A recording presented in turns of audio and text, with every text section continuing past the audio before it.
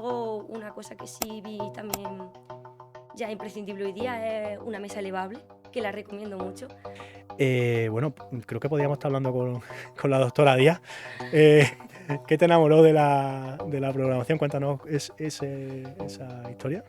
Todavía me queda desarrollarme mucho como programadora, me quedan todavía muchos años para aprender, porque en los últimos años es que ha habido una evolución increíble con un poco todo el tema chatbot. A ver, a día de hoy yo creo que estando a disposición de los usuarios modelos como el que ha sacado, te voy a poner el último ejemplo así más grande, DeepSeek.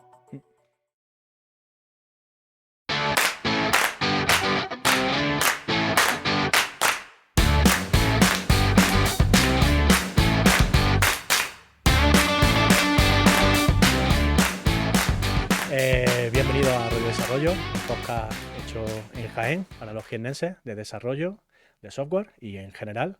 Estamos grabando desde la oficina de Innovasur. Muchas gracias, Innovasur, por aportar aquí y por esta iniciativa, que sin vosotros sería prácticamente imposible.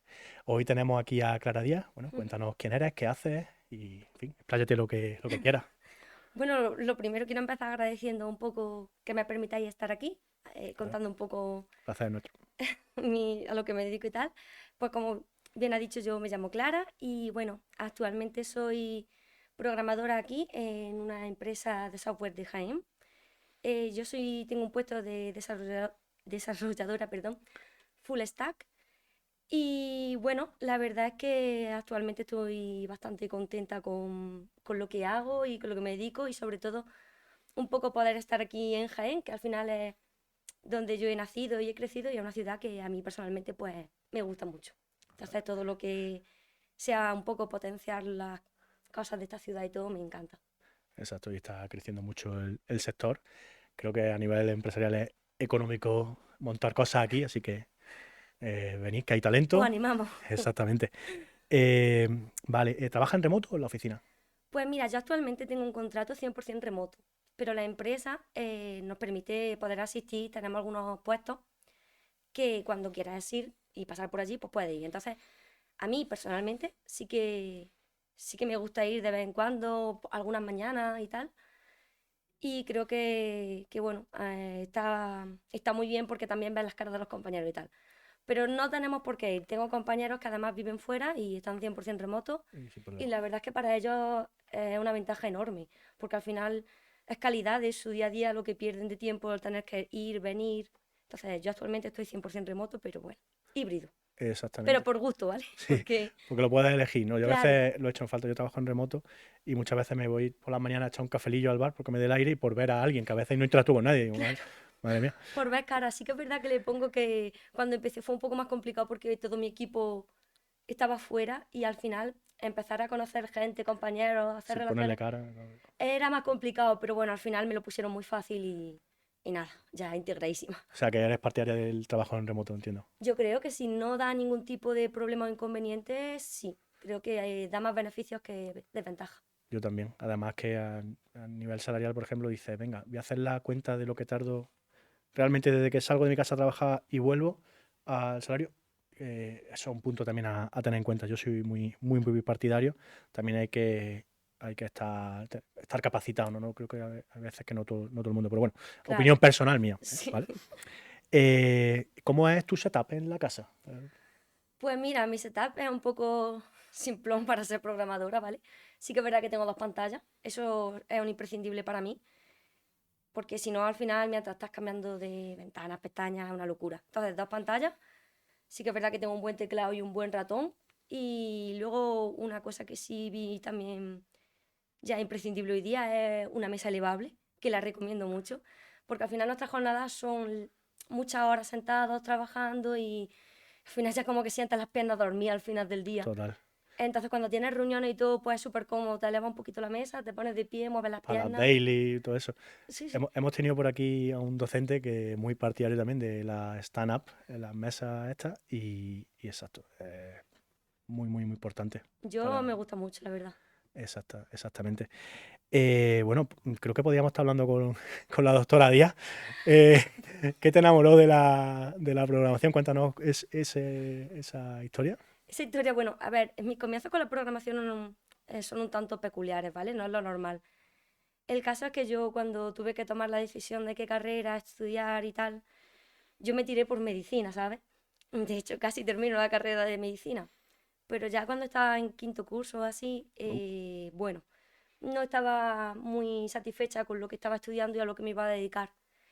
Entonces, por acá entonces, vamos, mi novio, que es actual marido, estaba estudiando informática y él siempre comentaba que pensaba que tal y como yo era, la mente un poco analítica, matemática que tenía, que pensaba que a mí me gustaría mucho programar. Y me dijo un día, vamos a hacer una calculadora, ya ves tú, creo recordar que fue en Java.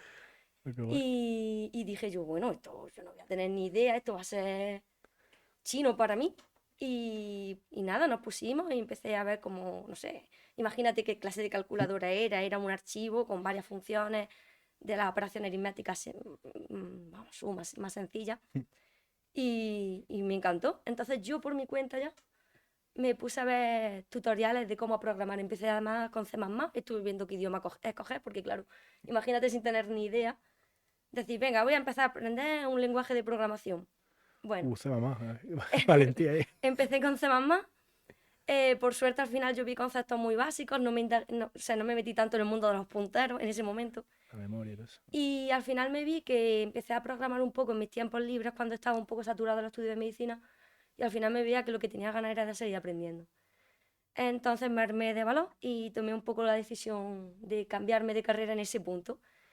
Claro, un poco a la gente le sonó un poco locura, ¿qué está haciendo? A lo mejor se equivoca, a lo mejor no. Pero bueno, ya empecé una ingeniería informática, la terminé yo creo que bastante bien y me encanta. Qué bien. Y además que respecto al resto de ingeniería, hay una cosa de informática que me gusta mucho especialmente y es que con poco tú ya puedes ver resultados de tu trabajo.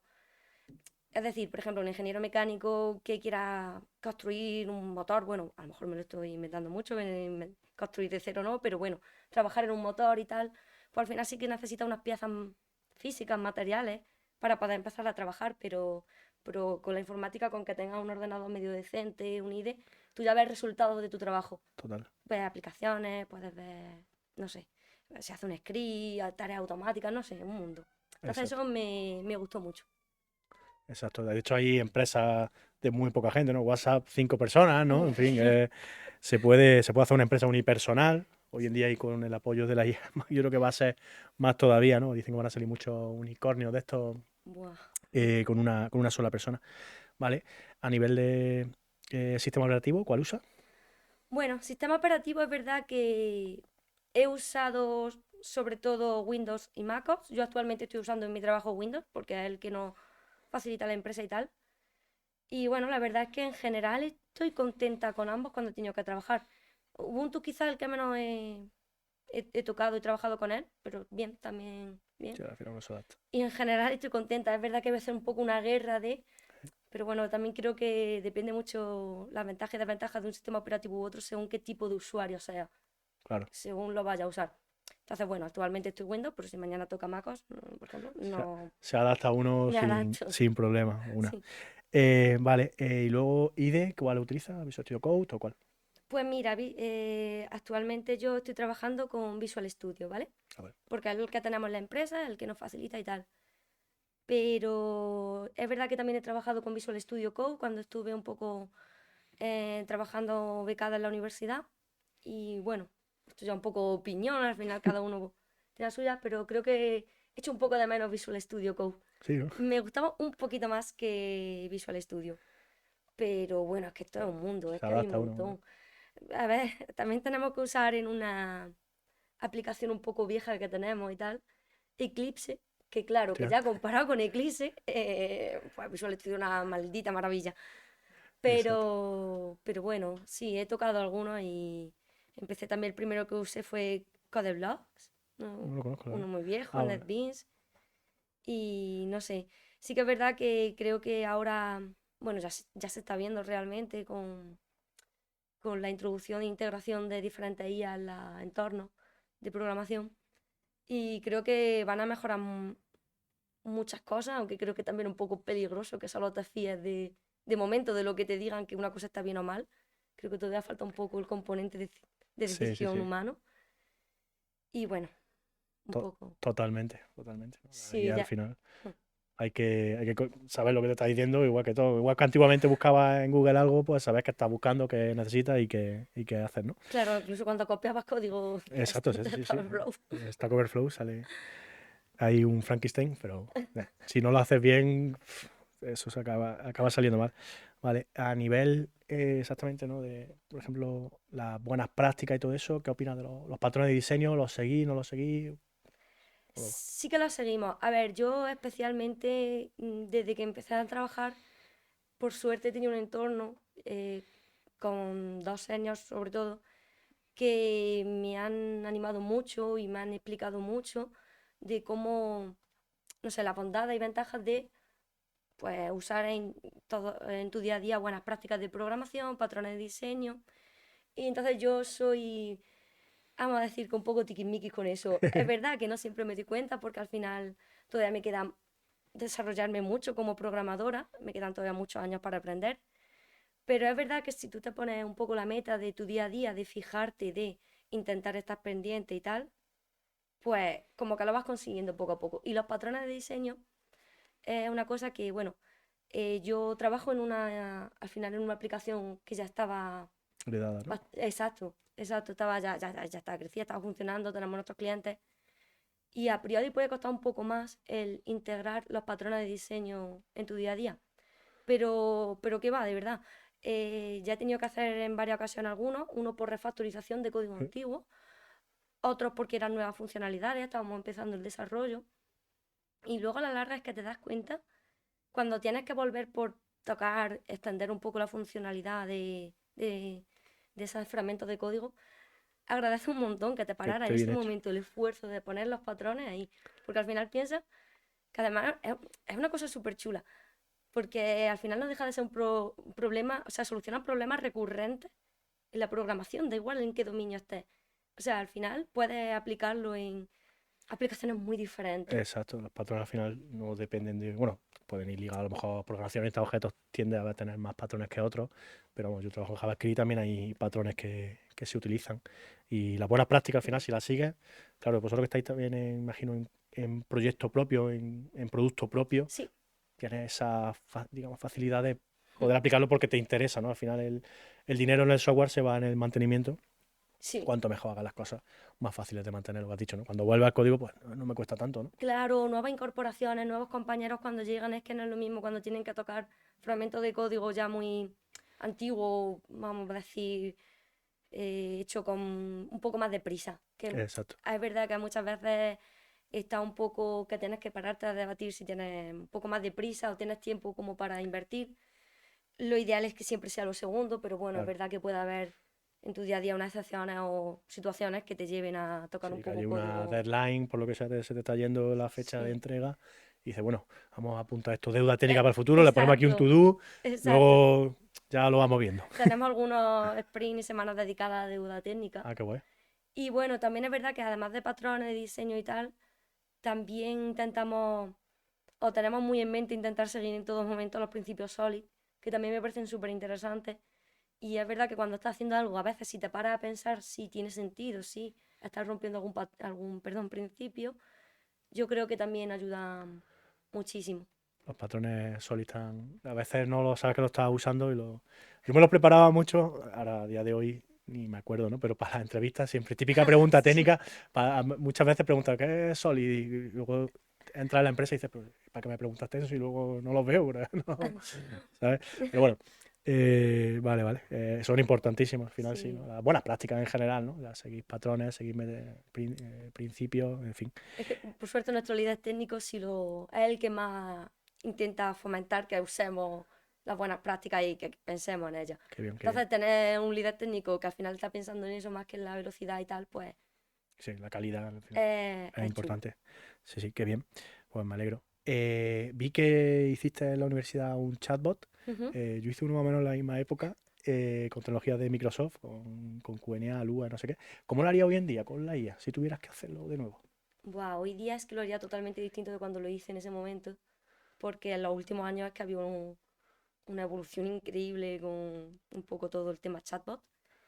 A ver, a día de hoy yo creo que estando a disposición de los usuarios modelos como el que ha sacado, te voy a poner el último ejemplo así más grande, DeepSeek, que te lo puedas al final descargar, alojar un poco en tu, bueno, alojar tú en tu local y usarlo y consumirlo, yo creo que tiraría muy así, muy a hacer eso, pero sí que es cierto que investigaría cómo entrenar ese modelo, cómo personalizar ese modelo en base a tus Claro, necesidades y al final que no sea una cosa que te den ya 100% hecho y predeterminado a ellos.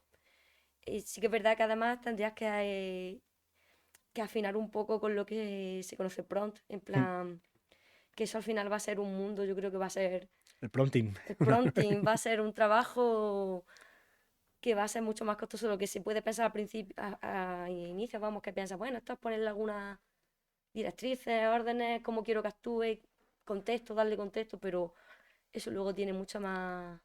Te habrá venido bien, ¿no? Para la IA. A mí, que había conceptos que digo, para mí no son nuevos. Esto yo ya lo había visto, Claro, los modelos de lenguaje, ¿no? exacto, al final aunque usas tecnología, lo que es un poco lo que tú has dicho, conceptos los puedes usar.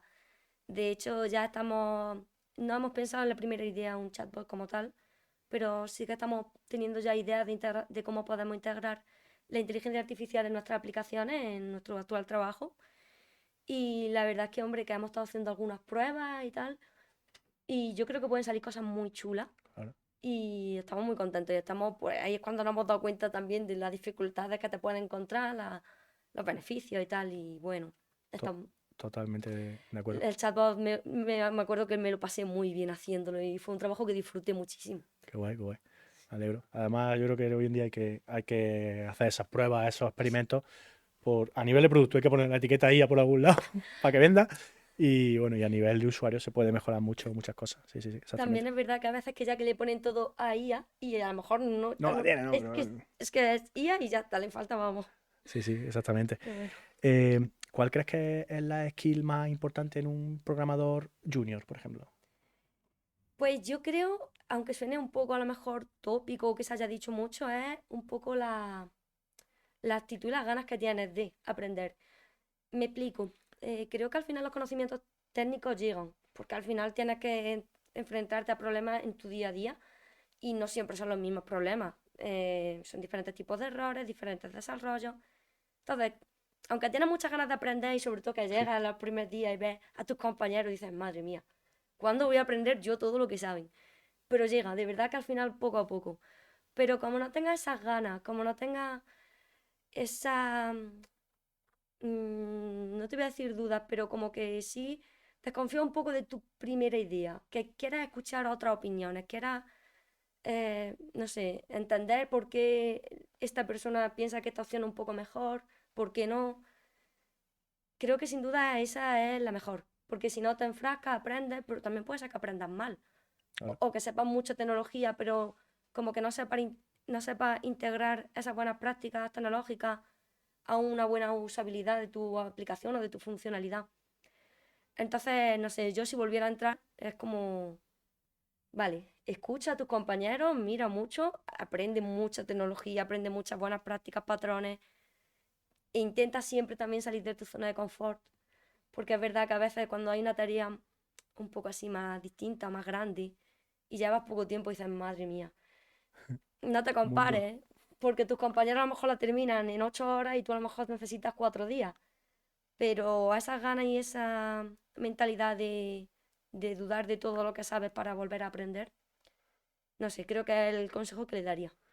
Exacto, no para de aprender y eso. Y compararse con uno mismo, ¿no? Al final, ¿cómo te comparas con Y los restos? ganas, sí, sí, Y gana. totalmente. Sí, sí, sí. Más Adem- actitud que actitud, no, al revés. sí, las actitudes, aptitudes, pues Exacto. siempre son buenas todas, pero creo que al final lo tecnológico, si de verdad eso llega, puede estar un poquito más, un poquito menos, pero es que al final aprendes estando allí, si es que a base de que te lleguen problemas y todo, Sí, sí, sí, exacto. Y y salir de la zona de confort también es importante. pues sí, la verdad es que sí. También es verdad que importa mucho, pero esto ya no está en tu mano, qué clase de compañeros te ayuden y te Claro. Quedar en un fomenten y buen equipo aprender. es importante también. Sí, porque bueno, siempre hay un poco, en mi opinión, con lo que yo me he encontrado un poco dos perfiles de programadores, sobre todo seniors. Y bueno, también hay algunos que quieren más prisa que calidad, que puede ser un poco un error, aunque a priori se vea como un éxito, a la larga creo que es un error en la aplicación. Total.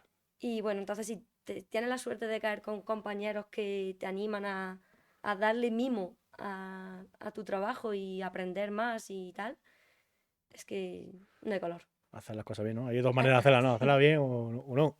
Exactamente. Vale. Metodologías que sé que usáis allí, pues ya te dije que hice la práctica allí. Ujú. Scrum. Pregunta muy concreta. ¿Estimáis los bugs? Si hay que hacer un bug. A ver, nosotros que la... bueno, respuesta corta, sí. Respuesta larga, no. Y es que nosotros tenemos distinguidos dos tipos de bugs.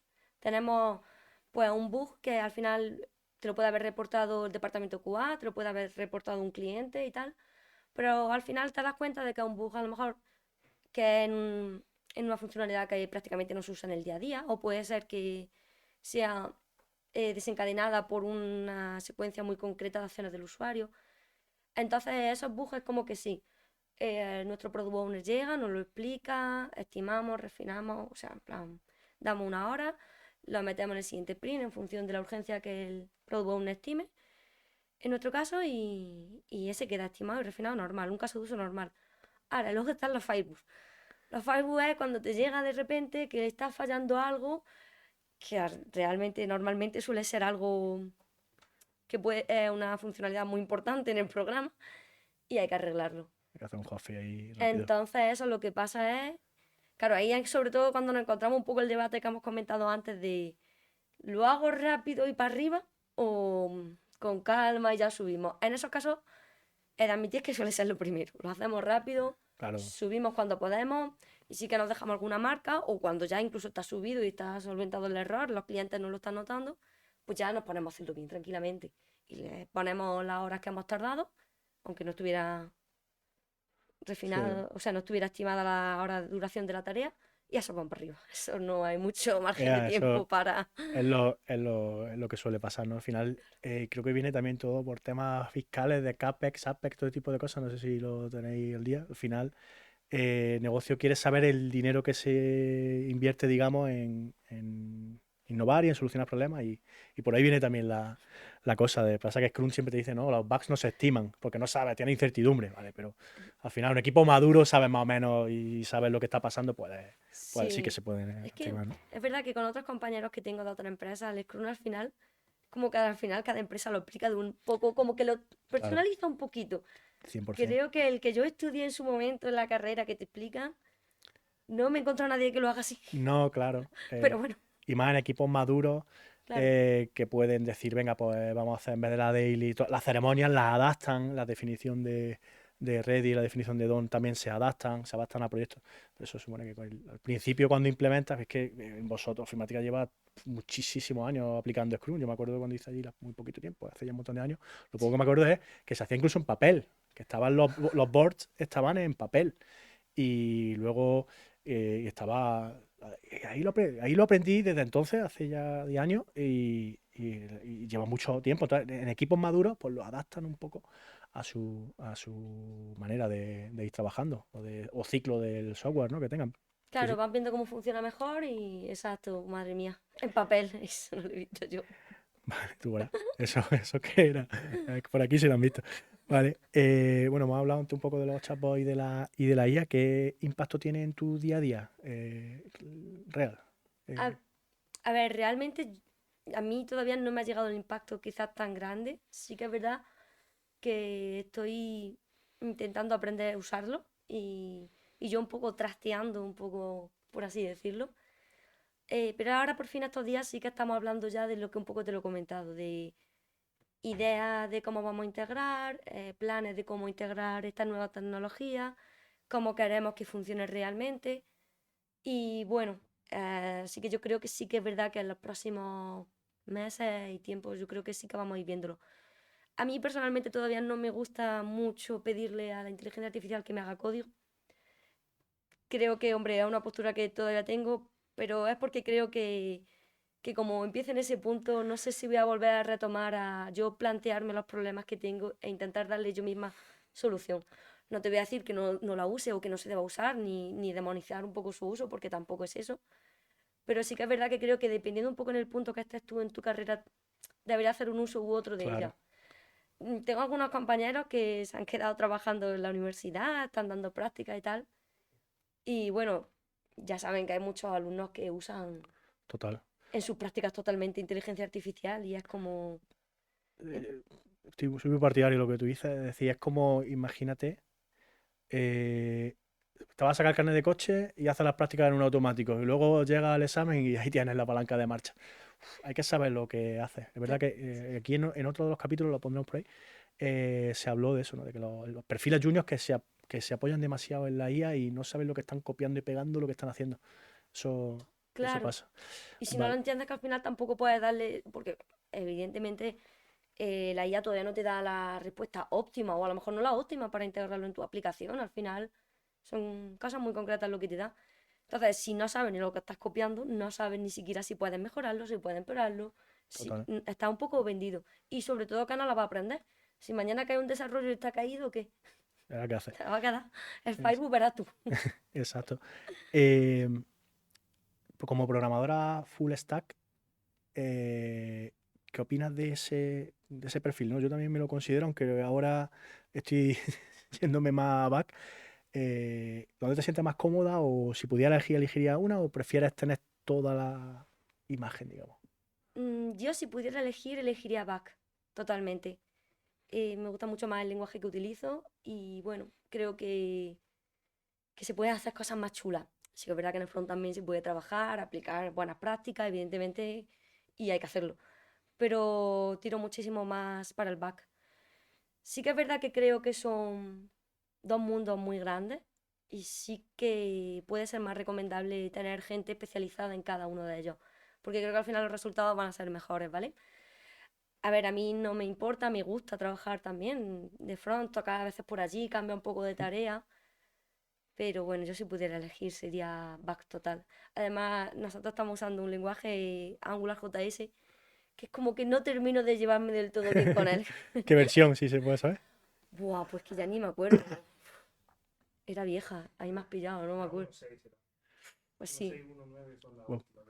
sí, sí. Vale, vale, vale. Claro, los nuevos proyectos en nuestras empresas sí se están haciendo ya con Angular, pero bueno, es verdad que en la universidad trabajé con React y creo que me gustó mucho más React. Creo que me costó mucho menos aprenderlo y aplicarlo. Pero bueno, ya está, es lo Sobre que es. gustos colores, ¿no? Son gustos colores, al final la opinión es, claro, Exacto, exacto. La verdad que yo igual, ¿no? Si pudiera elegir back. La- siempre, ¿no? Es que Sí, sí, sí, sí. ¿Qué le diría a tu yo junior? Porque ya tiene una experiencia, vamos a dejar que mid para arriba o senior. ¿Qué le diría si tú empezaras de nuevo? el primer consejo que le daría es cuando te toque hacer una tarea, da igual cuál, no empieces picando código. Esa era la primera cosa que yo hacía cuando leía un caso de uso. Tengo que hacer esto y me ponía código, a codificar, venga. Y no me paraba a pensar si tenía sentido lo que estaba haciendo, si no tenía sentido, si podía hacerlo mejor, si lo podía hacer peor, si iba a romper una cosa que ya funcionaba. Y bueno, creo que a veces nos pasa eso. Y sobre todo cuando eres nuevo, va un poco con los nervios de yo quiero mejorar, yo quiero hacer muy rápido mis Claro. tareas, yo quiero sacar muchos casos de uso. Y creo que es muy contraproducente. Ya he llegado a punto actualmente que sí que me encuentro que tardo más en pensar qué quiero hacer y cómo lo voy a hacer y descartar ideas, coger otras, que ponerme y codificarlo, que al final tarda poco. Sí que es verdad que, bueno, que es que es difícil hacer eso cuando estás en el primer día o los primeros meses de tu trabajo, porque al final, como lo que te he dicho, el problema de que te dejes un poco llevar por esa primera ganas de codificar, y creo que a día de hoy, pues nos sigue pasando a cualquier programador, ¿vale? Total. Es que un poco a veces permites que sea lo que tú tienes en tus líneas de código lo que determine cómo va a funcionar tu aplicación. Y pienso que no debería ser así. Me pasó o sea, es que esto lo vi muy claro hace poco, relativamente poco, ya hace unos meses, con un problema que tuvimos, que teníamos un error, que nos reportaron y tal. Y bueno, era típico, teníamos una lista vacía en una clase y pues nos estaba dando un error. ¿Y qué pasa? Que la primera solución que se vino en el equipo, ¿vale? Porque además cuando yo, nuestros logros y errores siempre son en equipo, fue pensar de, bueno, en vez de esta entidad que estábamos usando, vamos a usar esta otra que es prácticamente igual. Y así el error, pues es verdad, se solucionaba, pero dices, ¿y eso tiene sentido en tu aplicación? ¿Tú de verdad quieres que tu aplicación, cuando está haciendo esta acción, se ponga a hacer esto? Vamos a controlarlo, donde de verdad, que es en el punto un poco anterior del problema, que es donde está pasando esto, y no queremos que pase esto. Y si al final tienes los nervios y las ganas de ponerte a codificar antes de pensar, al final llega y tiene una aplicación un poco rara. Sí. Entonces, es verdad que nosotros trabajamos y no nos suele pasar esto, pero hay veces que todavía y va a seguir pasando y pasará, y aunque tenga este pensamiento me pasará mañana y pasado, es un poco eso que te invita a hacer una cosa antes de pensarla. Y hay que evitar eso. Es el consejo que yo le daría a cualquier junior que entrara, de verdad, Exacto, yo con creo que calma. yo soy partidario de que el 50%, si no más, de la solución de un problema está en leer el problema y Sí, luego ya te metes a... Pero vamos, luego me tiro kamikaze a todo, vamos, voy y cojo varias tareas a la vez. Bueno, a mí yo no soy ejemplo de eso, la verdad. yo iría Pero muy mal así, pero pues es que soy, yo no sé, voy la muy verdad que rápido. Pero es verdad que también es muy difícil entender lo que te quieren decir y leer bien el caso de uso, ¿eh? Eso, también, porque muchas veces tú tienes clarísimo que te están pidiendo tal y cuando te llegan y lo están testeando, tú dices, pero ¿cuándo hace esto? Y tú, no, pues si eso eso ya no, está, eso no lo va a hacer. Y ya hablas con QA o con quien corresponda y claro. dices, ostras, Porque aunque tenga sesiones de refinamiento y tal, hay cosas, hay casos de uso que se pasan y hay cosas que hay sí. ambigüedad en las descripciones de las tareas o en el desarrollo de las tareas. Es complicado. En fin, la Nos- interpretación es... nosotros tenemos ahora la práctica de los casos de uso que refinamos, los grabamos.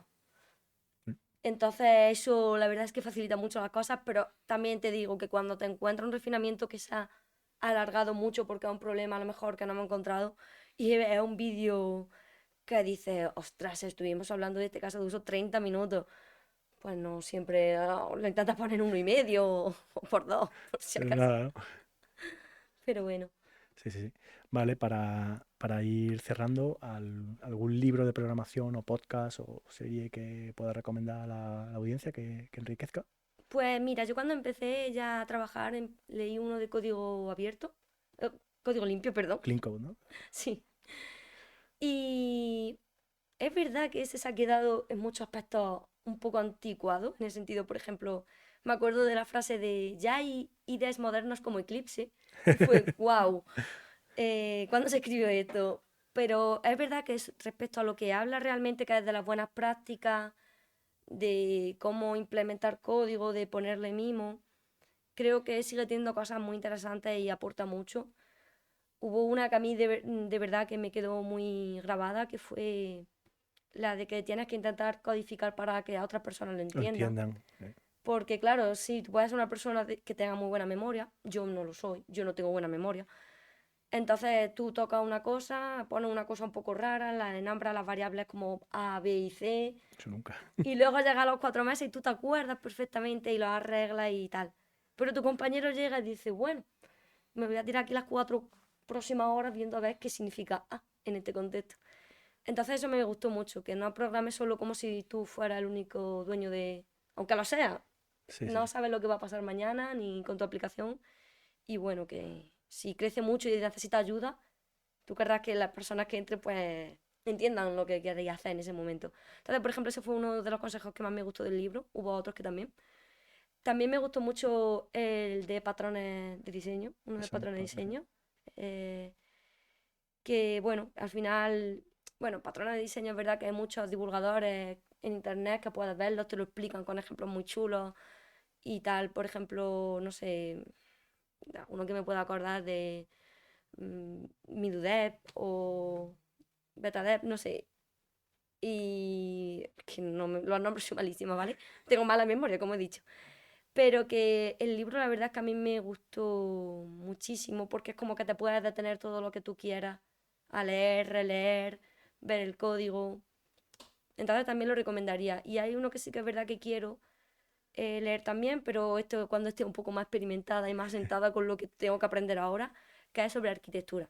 Me gusta mucho la Arquitectura de arquitectura, software. sí, me gusta mucho la arquitectura software. Está Clean Architecture de Bob también, ¿no? Exacto, y bueno, pues Entonces eso lo tengo un poco pendiente, pero antes de pasar como al siguiente nivel quiero mejorar todo lo que pueda en lo que estoy ahora más centrada, que es buenas prácticas, patrones de diseño, principios sólidos, Unos muy buenos cimientos, la verdad, al final. poco a Y el, poco. y el libro está vigente, ¿eh? Tiene, verdad que...